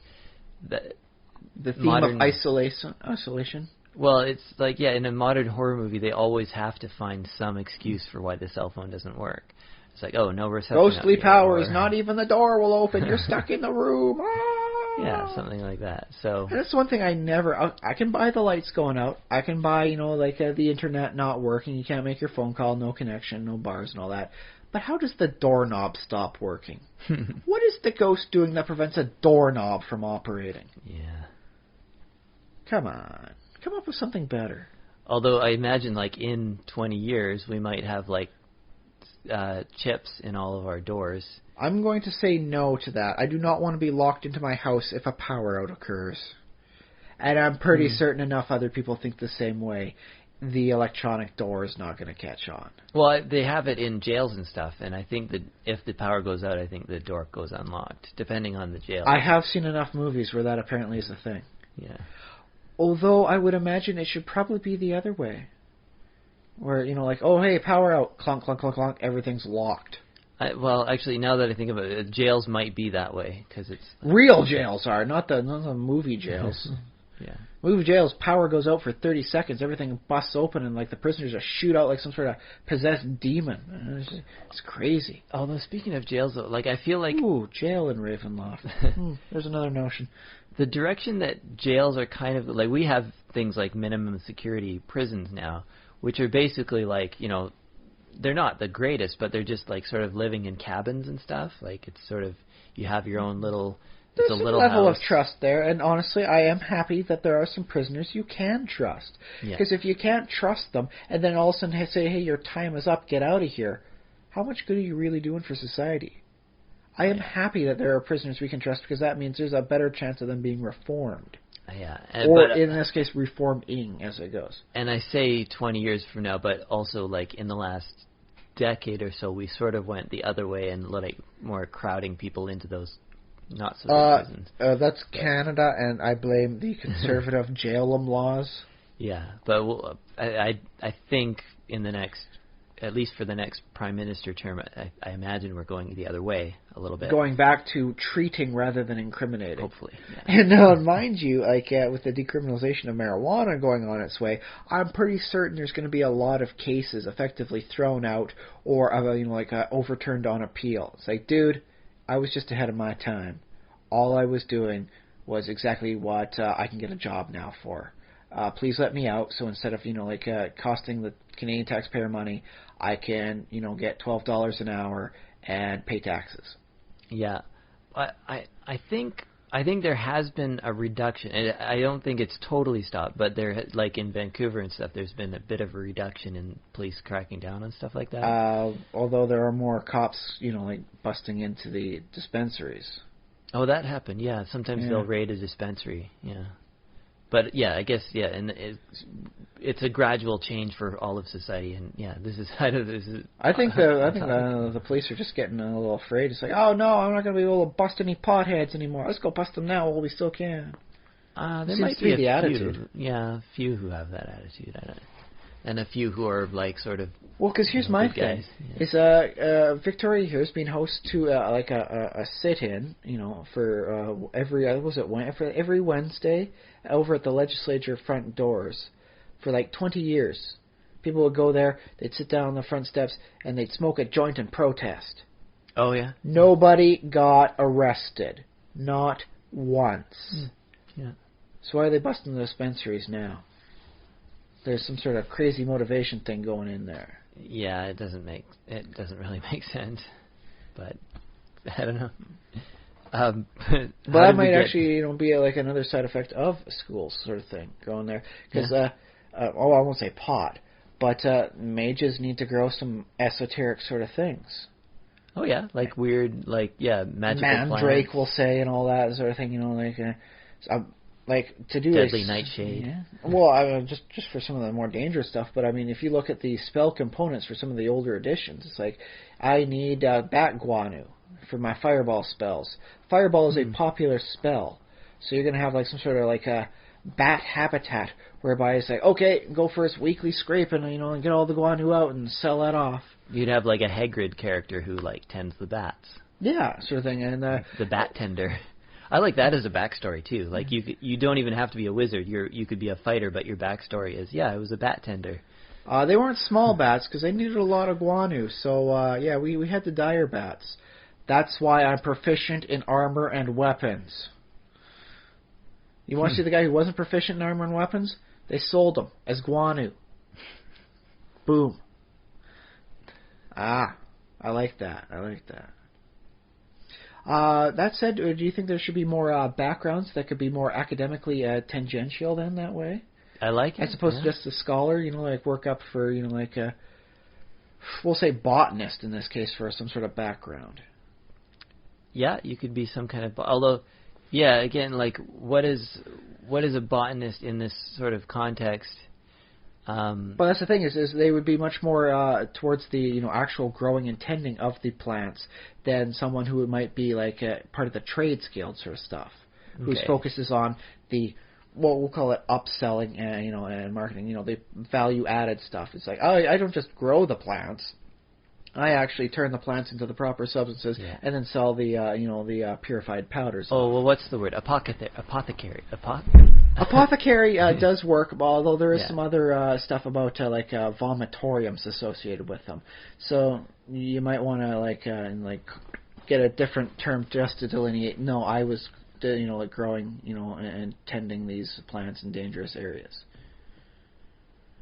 Okay, so I'm an apothecary. Oh, really? Because I was vomiting earlier. Could you help me out with that? And no, I'm not that kind of apothecary. I'm the kind that grows stuff. Oh, you're a botanist. No, I'm an apothecary. So sometimes you have to come up with some very specific terms to help to differentiate what you do. Okay, and there's an alchemist is probably less plants and stuff. Well, they would take more... the plants and then go with the refinement of them into more purified powders and concoctions. Yeah. So, you go botanist to alchemist to wizard or / like a consumer. Okay. I wonder if like would a fantasy school have all those divisions, or I wonder how they would divide themselves up. I could see it going that way. So the thing is you have your botanist is more of a trade school sort of person, and all that, along with the alchemist. I think alchemist could definitely be described as like a tradesperson and that sort of thing too. Whereas the wizards, and all that would be more on the academic end of things. So in this case, there wouldn't be a differentiation between the trade school and the academic school. It's all done in as one. It gets you the whole gamut from start to finish. Now here's another thing, like how we have like Aristotle and Galen, and we have sort of big names that they would have like a bunch of text, and they would say, this guy is the father of this field and discipline. And a lot of times in Europe, what would happen is like they would import, a bunch of books from Arabia, or I should say Iraq at the time, basically Islamic world. It was Persia at that time, I believe. They would have been. I guess the capital moved around depending on which, but these were Islamic empires, caliphates, and all sort of stuff, based in Syria, Iraq, Persia, and later Turkey, the Turks. But basically each of those civilizations sort of would hold on to some of those Greek texts. They would try. Yeah. Ask Alexandria how well preserving, written works lasts. Well, and the Library of Baghdad got burned along with the rest of the city and by the Mongols and stuff. But but what happened in Europe though is those texts would come in from Arabia being written in Arabic, and then they would have all these texts, and they would sort of have a school sort of built around it. It'd be like, okay, we're really into Aristotle. We're going to study him and like learn everything that he thought and base our thinking on Aristotle kind of deal. Not exactly the best notion. I mean, like pick up his works and incorporate it in you, but make it a synthesis, not a transformation. Well, but I imagine like how that would translate to like a D&D world. You might have sort of a fantasy equivalent. This person is the father of necromancy. Yeah. We have one of his necromantic tomes here. It's a first edition, actually penned in his own undead hand. So we are going to study this and incorporate it in with us. Mm-hmm. What makes sense? I mean, the Scarred Lands had the city of Hollowfrost, which was based, around the concept of necromancy, but not evil. Mm-hmm. And they wound up, taking a location that was very big in necromantic energies, so the school had to form there. It's not like Hollowfrost could have been anywhere. It had to be at that location. Yeah. In which case, the magical energies would be the equivalent of the proper writing. Another thing, like, I wonder if like students would sort of, because I remember reading about the Iliad and how Alexander the Great had a copy of the Iliad, and it was sort of like everybody rich, like if you were rich, having a copy of the Iliad was a sign of wealth. And of course, if you were super rich, you'd have like multiple books. But basically, like they're all the Iliad, though. It's like, this is one of the weird guys that's just like, oh yeah, it's a status symbol. It shows wealth, so I've got 12 copies. Yeah. And then sort of in the medieval times, it's like if you were a well-to-do family, but you could only afford one book, the book you would have would be the Bible or part of the Bible. It's up even till sort of modern colonial times, like a colonial family would have the family Bible. It'd be that that's the thing. Is like you do some of those old flea markets or shopping, and you can find those family Bibles where it'll say who owned it, at what location, when, and it'll go down for like 100, 150 years sometimes. This was not just put up on the shelf, and just like ignore like so many other common words. This is something people would use and make sure it's like, like Papa loved me best. That's why I got the Bible. Yeah. So I wonder, you would almost have to create your own version for a D&D world, because I don't know if... I mean, we have our famous books, like the Book of Vile Darkness, well known, but like, would there be... well, that's the thing. It tends to disappear after reading, making it very hard to be like a legacy copy, In which case, yeah, you'd have to come up with names for the books and all that sort of thing, and make it an important thing.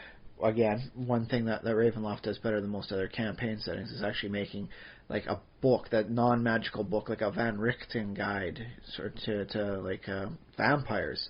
Oh yeah. It's like, dude, I've got a copy of Van Richten's Guide to Vampires. This is like not gonna give me like a +1 against vampires, but at least I know what the heck's going on with the vampires. Yeah. And they got a lot of different types of vampires, so you study up. Although in some vampire stories, like in versions that are sort of Christian based, like the Bible can actually serve as a ward against vampires. The Bible usually itself. because of the cross on the front of it. Yeah, it's a picture of a cross or like a holy book. I mean, depending on how you want to spin your mythology, but I imagine you could have some. It is the good book, as they say. Yeah, It's so good. It's capital G. I like to the word Bible itself basically just means the book, because it was that famous and ubiquitous. If somebody had a book, it was the Bible. It's the book, the book. Biblos, the Biblos. So in sort of a D&D world, you could have a book that's called the Bible, but it's a different Bible, different version. It's a magical item. It winds up being a different book every time you open it up. That'd be kind of cool. Yeah. So yeah, every time you close it, oh, I didn't finish. Do you know what the chances are of me ever reading the rest of that book again? Why did you slam it shut? I hate you now. Hate you. Never know how it ends. I wanted to bring up another little point. Right. Is that we talked about the D&D universe being, or the multiverse, having a multitude of like sort of powers of entities and stuff like that. Yes. So you would think some of them might have quite a lot of knowledge stored up. Bockup's got one heck of a library. Yeah, but then it's a problem of having, like, if the characters ever get access to that, like Bockup's library, that's what I was talking about with the internet. It's like basically anything you want to know now. It's one heck of a slow research thing. I guess so, yeah, it'd take a while. But wouldn't Bockup's library... Google gets you like 100,000 results in 1/10 of a second. Mm-hmm. Backup doesn't care about you and how quickly you're learning. He's doing his thing, and if you cheese him off, get out of his library. So take your time. guess so. Yeah, it's like more of a private library. So. Or a maze, with like library, like bookshelves instead of walls, right? Yeah. But it's a little bit of a conundrum as to how to, if there's a multiverse with this much knowledge somewhere available, like how do you keep it from the players? I guess it's sort of secreted away. Well, that's a classic problem anyways. After a certain point in time, they can contact other planes. Yeah. So, congratulations. I now have the spell called cell phone. I guess, yeah, that's true. Yeah. At some point, you which is interesting because there's like a decent chance of getting a wrong result, which is awful lot like the internet sometimes. Yeah, true. According to what it says here, if I do dilute the mixture by enough, it gains itself in potency. So if I take this Cure Light Wounds potion and dilute it into like a huge water trough, I should be able to cure all the wounds, and I'll have so much more of it. No, congratulations, you got the wrong result. Your percentile roll was in error. Which, by the way, I'm also surprised on that one, too, that no one's ever created a magical cell phone in something like D&D. Or D20 Modern that was effectively like a contact other plane. It's a long-distance call, man. Yeah. Well, it's weird because in Star Trek they sort of invented a version of the cell phone, basically.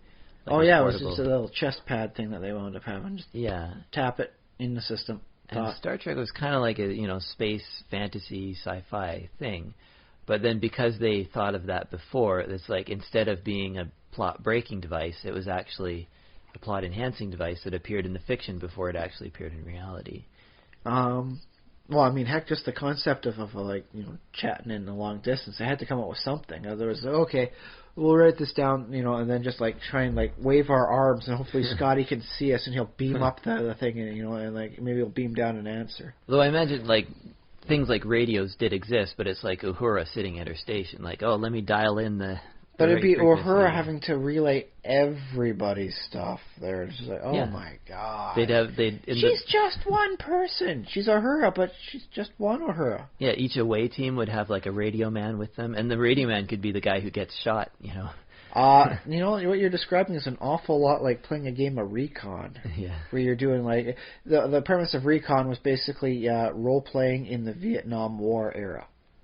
So cheat sheet, either play the medic or play the radio man, because everyone's going to protect you. Yeah. Yeah.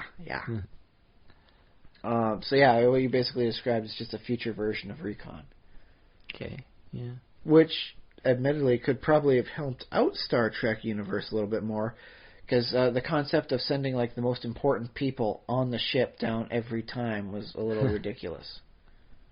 One of the great things I did like about some of the later seasons of the Red Dwarf series was they had the Canaries, the people that would go into the dangerous areas because they were the most expendable.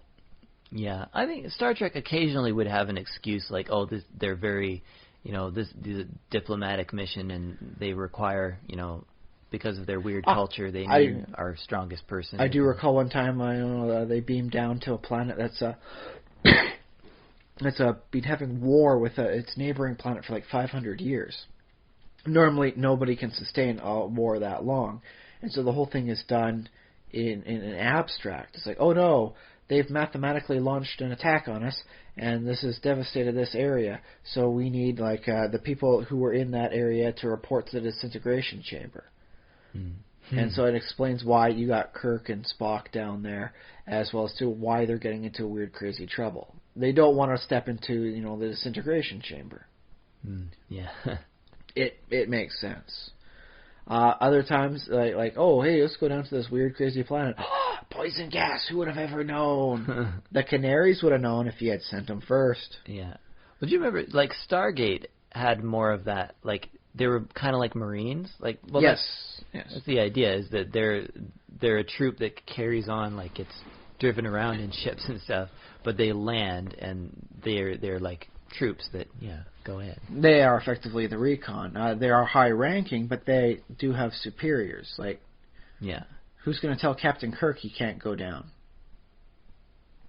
Well, Bones, if he thinks Kirk is, unfit. I guess that's the neat thing about Star Trek is that the captain of a starship is very autonomous because he's a long way away from Starfleet and stuff. Oh, so if he wants to, be a hero. So what are you saying? Is like only like Kirk and Spock were doing that? Everywhere else they had like effectively, okay, send down the red shirt Canary team. And it's like, no, what do you mean the captain of that ship is going? That's crazy. And it's actually the question that we've been asking. That's actually how it goes. And just like Enterprise has a history. Well, if you're a captain of the Enterprise, no matter which Enterprise it is, you kind of have to go down. It's kind of a tradition, man. They're not even going to put you as captain of the Enterprise unless they know you're the kind of guy who's going to go down on these crazy planet missions as the captain. Maybe. I imagine like the other ships in Star Trek were probably not taking as many risks as the Enterprise. It was, at least the original Enterprise was going out and about into the wild their frontier. mission, their 5-year mission to do that. That only took 3 years, apparently. Yeah, harsh. But also, probably other ships were probably just, that planet looks dangerous, nobody's going. We're just going back to Earth. We'll file a little report and maybe send the Enterprise next time. There does seem to be an awful lot of planets with not a lot of detail on them. Yeah. So, yeah. And then there'd be times, like, I remember, like, the one that was on, I saw last week, technically just last night, it was that Paradise Planet. You go down there and the spores get you, and then you're all hippy-dippy, lovey-dovey, and you don't do anything. And they sent colonists down there. The colonists went there. It's like, let's go to this planet. It's like, who did the survey on that one? How did you not find out? Like, why did you just dump a whole bunch of colonists off on this planet? Like who's doing the legwork? Answer: nobody. Yeah. It's a crazy messed up future the Star Trek promises for us, man. Well, in some I do picture. I don't think the Federation would do this, but I picture a possible future for humanity in which we send out ships just sort of random directions. Like maybe you just don't come back. Like we just send a ship with 500 people on it, sort of a generation ship type deal. You just go to a star system. More. Let's make it 1,000 people. You're gonna need a good stable breeding population with a lot of variance going on in there. Yeah, and then if you arrive at a star system and the planet turns out to be uninhabitable, there's enough food on the ship for the. Well, it's a sustainable ship, so there's always going to be enough food. Well, sure, maybe, but maybe it's like, okay, well, we can't live here, so just everybody take birth control, and this will be the last generation. sort of. Why don't they just like live in the ship forever, orbiting around a planet of their choice they can't actually live on? Well, maybe. I guess it depends what level of technology. If you like, I'm picturing a well, it'd have to be some level of maintenance and repair on a ship like that, to prevent the depredations of entropy. Mm-hmm. So, like, go hit up an asteroid belt. Go find like an uninhabited, like planetoid that doesn't have any atmosphere, and start turning that into more space stations. I guess that's true. Yeah, if you found like a nice icy asteroid with made CO2 ice on it, you can separate the carbon from the oxygen, get oxygen out of it, and then get your carbon for your carbon nanotube stuffs. Yeah, and then metals and stuff to put in your 3D printers, which is basically what they're going to wind up being. But yeah, no, that's a different society than the Federation ends up being in Star Trek. So. Which is almost a shame, because I kind of like that concept. Is some sort of mix between what you see in the background of the universe of the Aliens franchise, mm-hmm. with something more Star Trek-y. Yeah. I wonder. Yeah, Star Trek didn't really run into sort of a hyper colonizing race like that just sent out people we'll just see what happens, and they tended to meet horrible fates, and now they're the last of their kind. I guess, yeah. There were some people from the Andromeda Galaxy. Yeah. Took them a long time. That one took them a colonizing ship there for right. a while. Scotty got one of them drunk. That was awesome. It was implied they were basically like Shoggoths, just in humanoid form, because it was easier to work with. Oh yeah. And then Scotty gets one of them drunk. Yeah. What is this one? It's green. They drink it. The end. That's Scotty. It was his entire mission there, was to get one guy occupied and get him so stinking drunk he was incapacitated. Scotty incapacitated himself in the process, but you know what? That's victorious. He did it. And then the main guy's like, oh, well, why isn't he reporting back? He's been missing from his post. Where's he gone? What have you done to him? We got him drunk. It was beautiful. I recommend everyone look that up. It was a good episode. How did we get to Star Trek from? Everywhere goes to Star Trek. Yeah, we often get to Star Trek. What about should we talk about future education? I think so, because in Star Trek you're in a post-scarcity society. Yeah. So what are you going to do with this time if you don't have to work in order to make ends meet? Yeah, I suppose everybody would be a student of some kind. In which case, there's a much bigger role for teachers, which means I've always wondered why there wasn't so much more working in the hologram part of the business for making more hologram teachers, so everyone get that personalized teaching experience. Yeah. Maybe that was just starting up on the thing. Maybe they just finally got to the point where they can do that for individual people. I like the thought too. I think our own educational system keeps on getting better year after year. I think each generation makes a little advances. Well, we'll say generation after generation as opposed to year after year. Some of them are a little hesitant to progress sometimes. Yeah, but I think, as far as I understand, teaching methods currently in use are quite a bit better than what we or our parents had. Well, that's the thing is, my brother Jason, sometimes a special co-host, has tried to get himself the teaching degree. And the work he had to go through was a lot more than some of the teachers, that I have ever, been under, in my grade school days. And so, the bar is definitely being raised up in that case. Yeah. So. Although I will state, as a quick note, it might be in the future of Star Trek that they purposefully don't have stuff like holographic teachers, so that you can get a much more social experience along with. Yeah, that would make sense, especially if there's enough people have enough leisure time to go ahead and do teaching. Yeah, that makes sense. I'm just thinking from the perspective of my own daughter. And the first babysitter we had, there was just one other kid. So it was basically young little tiny baby Zoe and one other kid. And they seemed fine with that. It was always nice to see Zoe and all that, sleeping in the little bassinet waiting for me when I got off work. But then she went to a place that, the original babysitter went back to the Philippines. And so Zoe had to go to a spot that had more kids. And I noticed how very much quicker her social skills picked up. Her speaking just ramped up into high gear because she was around other kids that were speaking, along to her level, as opposed to, like me and her mom, who were speaking, much more higher, level than she was able to. Yeah, her motor skills developed a lot quicker. Also just had another ramp up because she was playing with other kids that were doing the same sort of thing. Mm-hmm. And her imagination took off because she was able to interact with the kids on the kids level, whereas I had a hard time sometimes figuring out what she was trying to do. Yeah. And so in which case, you could make an argument that in the future, they will shy away from the personal educational experience in order to help facilitate all the extra bonuses you get from a more social experience with other people around you. Yeah, I think that's an important point. I think even now in schools they're realizing that it's very important for kids to be with each other. There is apparently an upper limit. Don't put 40 kids in a single class because you still got to have the teacher-to-student ratio whereby everybody can get the personal time they need to work out all the kinks and iron things out proper. But I suppose in the wonderful world of the future of Star Trek is something like a dozen students per class sort of thing. Yeah, that probably makes sense. Yeah, you need both. You need peers, and also I remember reading. I don't remember if it was I think it was a study, but they were saying that kids actually learn the best from other kids who are a couple years older than them. Which I won't lie, when Zoe went to the next daycare, she was the youngest of the group, sort of thing. So it was a bit of an uphill climb for her, but she was more than willing to make that climb. Apparently. Yeah. But just remembering back to my own experience in school is sometimes it could be hard for, especially if there's one kid who skips a grade or whatever, who's younger than all the others, they kind of get picked on a little bit or something like that. I will say this: the kids who get left behind a year don't usually get picked on. If they get left behind, then they're going to be bigger and a little bit more developed in some ways than the other kids that they end up with. Yeah.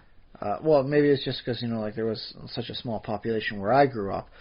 You can't pick on him. Dude's got friends everywhere, so the grade difference wasn't that big. So it's okay, now he's in with our grade, sort of thing. Mm-hmm. But I imagine, sort of an ideal system might move kids around a bit between, and we have that. We have mixed grade classes. I remember doing that back in grade 1/2. Yeah, you'd have a grade 1-2 class. Yeah, it was not bad. It didn't mesh perfectly. There were sometimes it'd be okay, now we got to teach over here, and you guys just do some paperwork over this place. Mm-hmm. Yeah, paperwork. Just start memory. And let's not be be harsh on this. When you're learning math, you do have to go through a lot of repetition to make sure you get that, because that's a fundamental for a lot of other things in life. Yeah. So sometimes you're gonna have to do 7 + 4, and you're gonna have to do your writing and all that stuff proper and reading comprehension. So sometimes there's a lot of quiet time needed to make sure you just go through it all. Yeah, and one of the couple of things you need for that is you need to have good sleep and good food, nutrition. Which apparently you have in the future of the Star Trek. Yeah, Star Trek. That's taken care of. Just I don't know if they have to play 1/millionth of a credit like you wanted them to do, but they can always get themselves a wonderful, nice breakfast recipe. Yeah. Although I still think my default would wind up being some sort of program that would make me warm waffles with a random variableness for fruits and veggies and other stuff that goes into it. Mm-hmm. Although I never heard them say anything about randomness put within the system. You were never able to order tea random hot. So the thing is there's always asking I want this. Please specify exactly what kind you want. What sort of thing do you want? It's no. I want this. Put some randomness in. Let's have some fun. Did a character in Star Trek, it might never have happened, but I'm picturing a character saying to the replicator, "Oh, give me some, whatever, scrambled eggs or eggs," and then the computer says, please specify how would you like your eggs? There are 17,000 different recipes of eggs. And please then specify. I'm picturing the character saying, "Well, surprise me," or something. I have never, there may have been, but I cannot recall anything to mind of that. It was always very specific how people like it in the future. Maybe because what we saw was effectively on a military ship, where that sort of thing reigns a little bit more on high than in our civvy lives here. Mm-hmm. But it's just dude, I want waffles for breakfast. What kind of waffles? Random waffles. That way I get waffles for breakfast every morning, warm waffles with syrup on them. Maybe it's buttermilk syrup, maybe it's blueberry syrup, maybe it's regular maple syrup. I don't know. It's random. Let's have some fun with this. Or it'd be stuff that was actually a pretty bad combination. Could you, scratch that particular random combination out of your system there? Thank you, Replicator. I like the thought too that imagine if the Enterprise had a cook. And I think they sometimes, like, Guinan is a bartender. And oh, well, you go over to Voyager, with Neelix. On Voyager. But imagine, like, you had, like, sort of one guy who's, George Jetson, he pushes a button all day. Like, one guy, the cook, his job is just to sort of invent, like, he's the randomizer, so it's not just like random waffles for every, but he sort of does everybody's menus up a little bit and like asks them like, okay, what do you like and stuff. So he like I could see that for a lot of the higher end people, it's like like I've got this is a recommended like meal for you today. They're Captain Picard. As for you, Riker, I recommend this here, and like here's your personalized like a menu for each person done up. Yeah. Yeah, that could be like your job on the Enterprise. I'm the cook. Well, do you cook anything? No, I just write down or I tap into an iPad. I am a culinary analyst for the captain. I analyze different patterns and eating styles. I do some prep work to see where they're going. I'm going to wind up making cuisines that are in the style of each planet they go to, so that way they can dine locally when they're on the ship. Have some fun, mix it up. Yeah. Because and always a side of prune juice for Worf. Yeah. He loves prune juice. Oh, God, he loved it. Because in, like, a real Navy ship, they actually, like, they have to plan out the schedule. It's like, okay, now, and they want to have good food for the guys on the ship. They have to have good food. Whether or not they want them to have good food might be another issue. Right. But yeah, and the cooks, they work really hard, and they're like, okay, they plan out the meals. It's like, oh, we're going to, Salisbury steak, or I don't know whatever. But, and sometimes it's really good stuff. Instant mashed potatoes, 45 gallons. Yeah.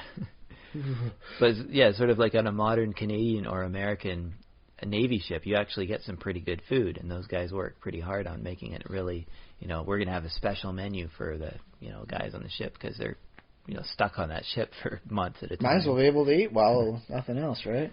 Yeah. And I guess some are better than others, and probably some ships get the lousy cooks. But some people make food with love, even when it's for like 100, 200 people at a time. Yeah. Sometimes, even if it's only a single person being made the food for, they just don't care. So yeah, there's a lot of variation into how it probably winds up tasting. Yeah. But yeah, that'd be interesting. More tangents.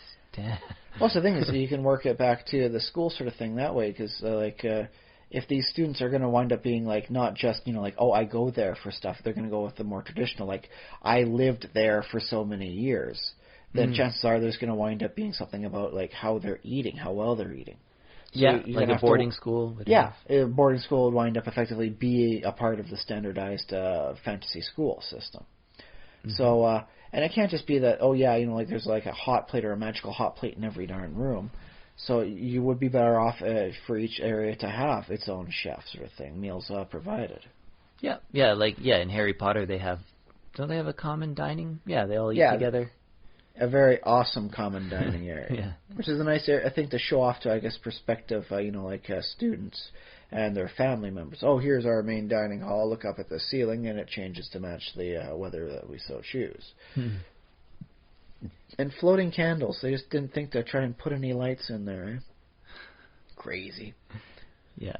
But yeah, so that's the thing is like you could work up like a lot of characters just working in tangential to the standard scholar wizard sort of thing. Mm-hmm.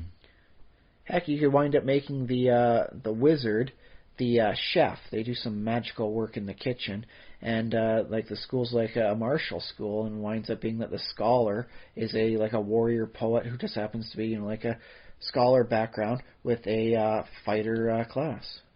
Yeah, because there's like fighting manuals, and there's Sun Tzu's Art of War, and there's mind you, Sun Tzu's Art of War is about how to engage in war on a more a higher end scale, as opposed to in order to stop a person when he raises his sword this way, counter and block with this. Oh yeah, that's more of a personal combat type of thing. Yeah, think of. Yeah. Although, mind you, even a little bit of that goes a long way. Apparently, you can historically get through a lot of militia with just some basic combat knowledge. Yeah. Most militias tended to be, conscripted people. Yeah, they just line up a bunch of people, give them all a spear, and march them in that direction, and hope they intimidate the enemy. And Which then, would be intimidating, seeing 1,000 people with spears. I don't care if they're trained or not. That I would run away. Well, so that's the thing is, I recall one Battlefield. I think back when the History Network did actual stuff with history. There was one program they were looking at for like a Danish fight, I believe it was, were against the Vikings. And a lot of the corpses of the people they found that were buried after the thing had damage in the legs. And so what they found out the guys did was they do like a fake up high, and then when the person like moved up their their armor to block up high, because they were conscripted, they didn't have their own armor, they weren't great.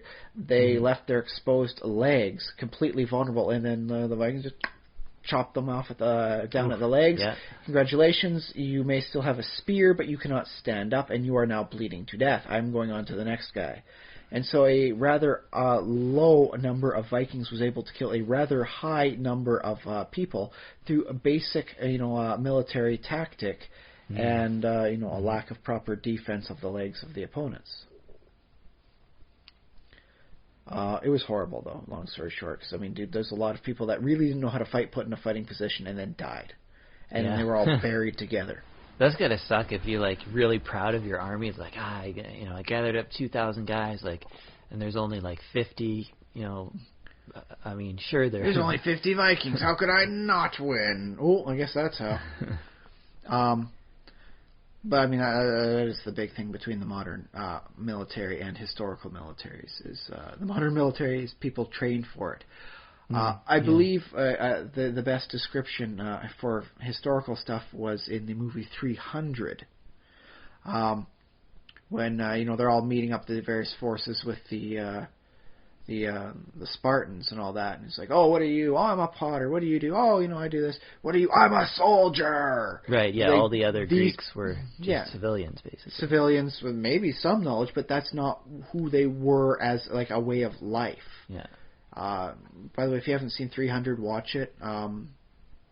Bring your girlfriend. There's a lot of I like to think of it as a beautiful piece of cinematic poetry. Not much to do with real world, but it gives you a nice quick overview as to actually what happened there. They managed to utilize good tactics, such that the superior numbers of Persia were unable to flex its full might. And I suppose the Persian army had a similar thing with. Most of that army was sort of conscripts from like multiple different countries. But they did have the Janissaries, which were basically children that were abducted from like controlled lands, raised to fight at the behest of the Persian Empire. I think it was the Immortals. Immortals, Janissaries. In the 300 movie, they're Immortals, or that's what they're called. The Immortal Janissaries. The term fluxes back and forth throughout time. I think Janissary is a later Ottoman thing, but yeah.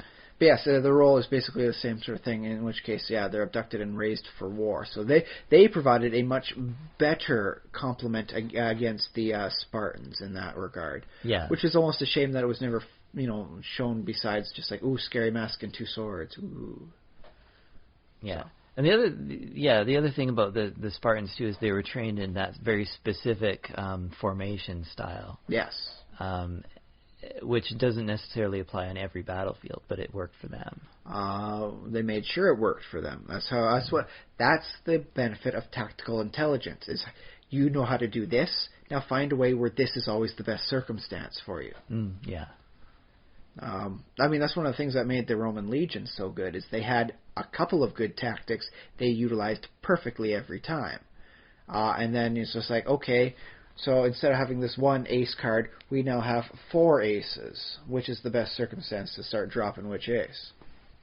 And that's why they took over so much land effectively as they did.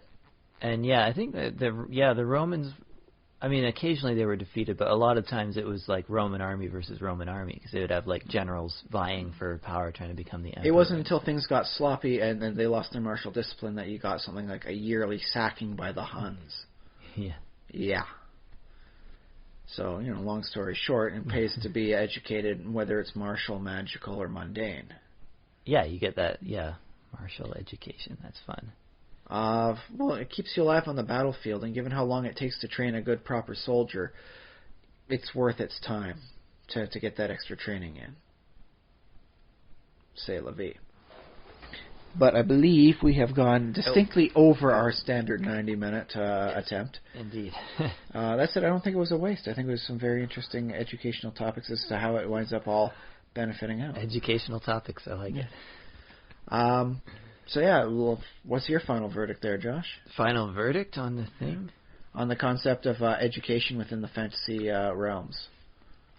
It's hard to sum up everything that we talked about. I just think it's something worth thinking. The place of education in your fantasy world, and like where schools might have come from, and who's funding them, and sometimes it's a character's goal. Like you might have a character say, "Oh, well, my goal is to found a school of wizarding or barding or whatever." Sure, it's just something you do when you retire. Yeah, sort of. That's your end goal for Setting your up character. shop. Yeah. As for my final verdict, the schools historically, and especially before a modern era, require an incredible amount of good to happen. You need good infrastructure. You need good peace times to happen. So you need good politics. They're not like nobody funds. Nobody is starting up a school in Syria right now. It is not the time and it's not the place. Anybody being educated there is being educated in military camps. But there's no academic school starting up in Syria right now. This is just how it's going. Yeah. Although that's the thing that happens after a war is like, especially like in Iraq right now. Yeah. That's sort of what they're trying to do, or for the last I don't know how before many. ISIS I guess since started the stomping invasion, around, since the United States invaded, what they've been attempting to do is allow the country to build things like schools and Afghanistan too. I don't know how much success. I imagine little ISIS, successes here and there. Yeah, kind of eroded any success they had in many areas. Yeah. So. Yeah. But yes, you need a lot of good things happening before a school comes about. A school is like a cherry on the top of like a great sundae. It's not going to just be proper all by itself, and it's one of the benefits that comes from having everything go right as it does. Which is why something like in the future, where a post-scarcity society such as the Star Trek universe, schooling would be like almost ubiquitous everywhere. Small schools here, there, and everywhere. Just little rooms just for a school of this, like one type of education thing going on happening. Because there's just that many resources. It's just that easy to get where you need to be. So yeah, like if you're going to try and start a school, you're going to need money, you're going to need space, you're going to need educational teachers for all stuff. It's going to require a lot. For it to be realistic, you're not going to have a school in the middle of nowhere unless a lot of magic is involved. Hogwarts. Yeah, and we didn't even get into the idea of a school as an economic driver. Well, I guess we kind of touched on it, but the in school a modern breeds, aspect, but yeah.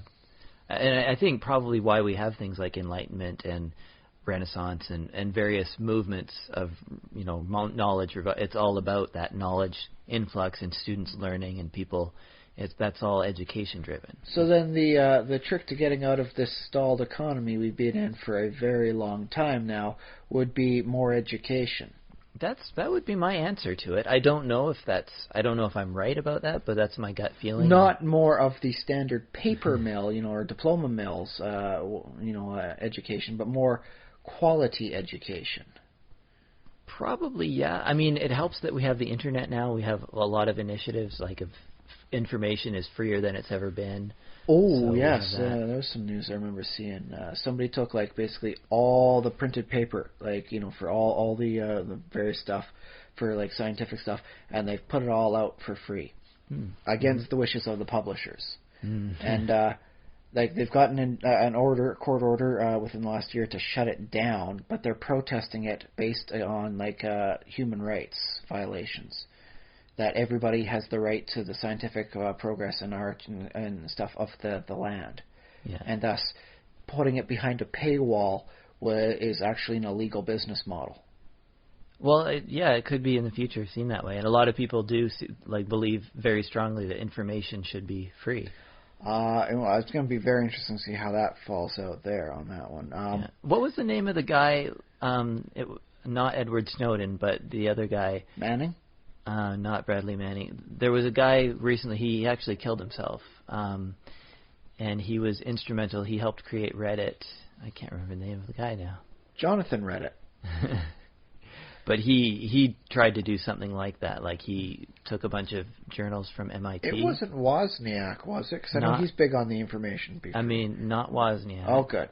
I like Wozniak. But he was a young guy, and he was like one of these genius guys. Oh, I'm afraid I should know his name, but I feel bad now because, yeah. But yes, with the whole bit there is, like...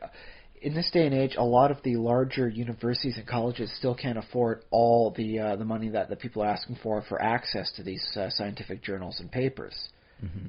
And so the fact that it's being put out for free so that you can actually do the research on the project you want without having to spend an arm and a leg just to gain access to it, that's wonderful.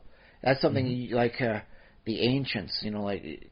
all through up until like the modern era would just have they would have pulled out their own teeth. They have gained access to that sort of knowledge for free. Mm. That's right. Well, then it's not free; it's costs a tooth. But okay. Well, that's the sort of thing though. It's like in order just to gain access to what we have and take advantage of. Do you know how many wars would have been fought over access to an internet connection, like a Google search engine historically? Mm. Do you know how many genocides would have been committed just for access to I hope not, but well, I mean, this is the sort of thing like they wouldn't not likely be using it to search up, like naked ladies or naked guys or naked, furry anthropomorphic animals or whatever. These people would realize this.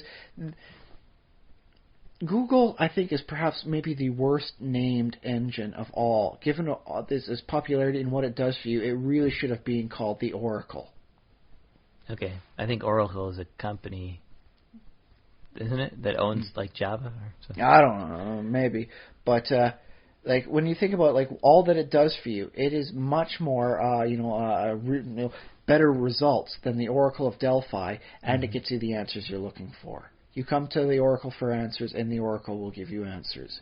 So the fact that they named it Google is actually a bit of a poor name, even though, it represents 1 by 100 zeros, so a huge amount of results. Well, it's still you should have been able to show exactly what this means rather than how many results you can get back. This should have been the Oracle. Yeah, I mean, there have been other search engines, so I mean, it's not like Google's the first search engine. Yeah, there's Yahoo, Alta Vista, and all the. Can't remember the name. Web crawler, was that one? Yeah. Those early search engines. Stuff, But Google just was the one that did it sort of best. I think largely because it didn't have all the extra fluff and stuff associated there. I stopped going to the Yahoo search engine for Google because when I went to Yahoo, it took time to load up all the stuff. There's all the superfluous news I didn't want to see. There was stuff going on. It was a very busy site. I go to Google. What do you want to look up? That's all it asks. Yeah. Sometimes it's a crazy picture up at the top. That's all it is for you. Bada bing, bada boom. Mm-hmm. So, sometimes there's elegance and simplicity. But I mean, that might be a topic for another day, the concept of modernizing magic for the results, because, scrying and all that could get you a lot of answers that, equivocates out to the Google search engine. Or the Bing or whatever you want to do. Yeah. What if you have competing wizards or things like, it must be scry. No, it must be contact other planes. This is like Googling versus Binging. Yeah.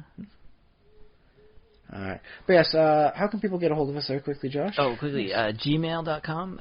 So email us at thesimulationist@gmail.com with longer messages. Slightly shorter messages can probably go on our Facebook page, facebook.com/thesimulationist. And even shorter messages, you can tweet at me at Josh_TreyLaughlin. And keep an eye out on that one, because he will be asking eventually about. I'll tweet at J.K. Rowling. Yeah, the Addams family is part of a. So what house would they belong to? The Addams family? Yeah. What house? What house would Wednesday Addams have gotten sorted into? Oh, Slytherin for sure. She ain't no Hufflepuff. I'll say that. But a good there's good. Wasn't Snape in Slytherin? Yes. Yeah, yes. So I mean, it's not like all evil. I don't know. Maybe I could see her going Ravenclaw. Okay. Yeah, possible. Yeah. But not a Hufflepuff. I'll say that. If you found this podcast on iTunes, or if you're not already subscribed, subscribe in iTunes, and we're back again every 7 days. And you can write little reviews for us. That helps us out a lot. And gives us 5 stars, or as many stars as you think we deserve. And tell your friends.